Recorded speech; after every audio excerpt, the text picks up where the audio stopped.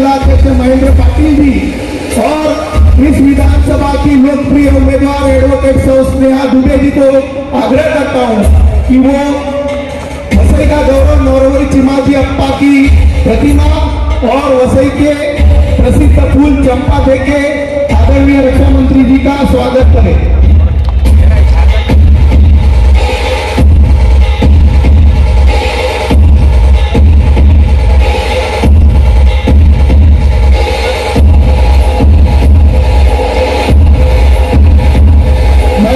रक्षा मंत्री जी को आग्रह करता हूं कि इस विधानसभा के लिए जो हम वचन लोगों ने दिए हैं उस वचननामा का विमोचन आपके कर कमलों से किया जाए।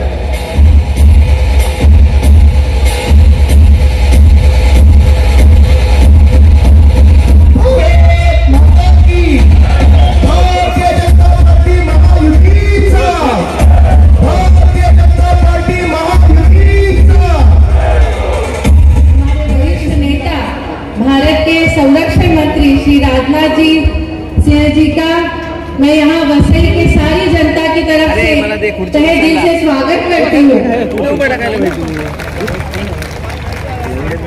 विजय भाई कुर्सी मत हिलाओ। सम्माननीय राष्ट्रपति और यहाँ उपस्थित वसई की मेरी प्यारी बहनें और भाइयों, आपको सबको जय श्री राम।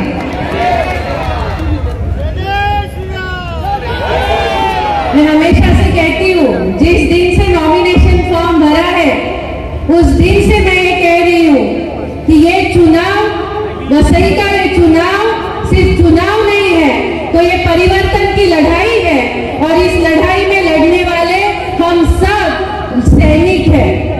और आज हम सैनिकों का मनोबल बढ़ाने के लिए हमारे देश के संरक्षण मंत्री खुद यहाँ पे आए हैं, इससे बड़ा सौभाग्य और क्या हो सकता है।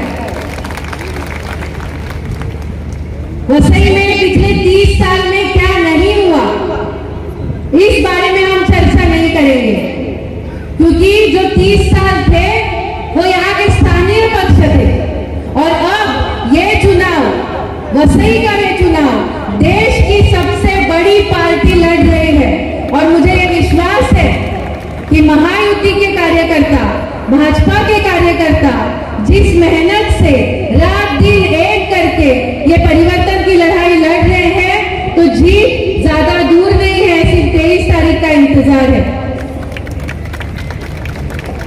वसई में बहुत सारे प्रश्न हैं और उसमें सबसे बड़ा प्रश्न है सर कि वसई में बारिश में घर से पानी जाता नहीं है और नलों में पानी आता नहीं है। तो ये वसई में जो पानी की तकलीफ है उसे हमें सबसे पहले दूर करनी है।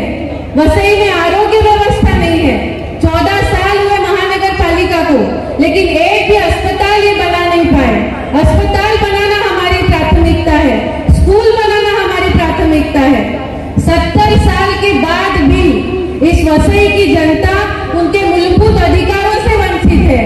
तो सबसे पहले भाजपा की सरकार यहाँ पे आने के बाद हर एक नागरिक को उनके मूलभूत अधिकार प्राप्त कर देना, यह हमारी प्राथमिकता होगी। मैं ज्यादा समय लूंगी नहीं, क्योंकि हम सबको हमारे संरक्षण मंत्री जी को सुनने की सब उत्सुक है, लेकिन सिर्फ एक ही चीज मैं कहना चाहती हूँ। एक बहुत बड़ा ज्वलंत प्रश्न आज वसई के शहर में है, यहाँ सन सिटी में है, यहाँ के सारे रहने वाले लोग उससे त्रस्त है। यहाँ पे अवैध कब्रिस्तान बनने की कोशिश की जा रही है और आज मैं इस मंच से ये कहना चाहती हूँ कि स्नेहा दुबे की लाश पे ये कब्रिस्तान बनेगा। मैं मेरे आखिरी दम तक ये कब्रिस्तान बनने नहीं दूंगी और भाजपा का मुझे पता है हर एक कार्यकर्ता, महायुति का हर एक कार्यकर्ता इस लड़ाई में मेरे साथ होगा। फिर से एक बार मैं कह रही हूँ कि ये परिवर्तन की लड़ाई हमें दिन रात एक करके लड़नी है और जीतनी है, क्योंकि 40 साल के बाद वसई में कमल खिलने जा रहा है। 40 साल के बाद वसई में कमल चिन्ह पे लड़ा जा रहा है और मुझे विश्वास है जहां कमल है वहां जीत निश्चित है। और मेरा ये सौभाग्य है कि कमल के साथ साथ 40 साल के बाद एक महिला उम्मीदवार मौका मिला है। तो हमारी बहनों की मैं प्रतिनिधि हूँ। महाराष्ट्र सरकार ने जो लाड़की बहन योजना लाई है उससे काफी महिलाओं को लाभ मिला है।